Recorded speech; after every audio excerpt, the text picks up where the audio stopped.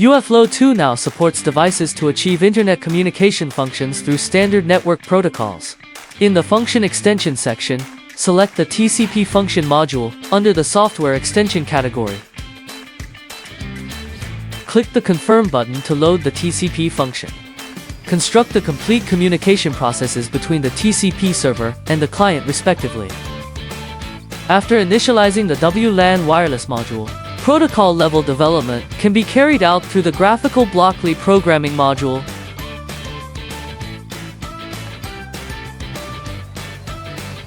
For detailed configuration instructions of the TCP protocol Blockly in this case, you can visit the QR code of the official technical documentation shown at the end of the video.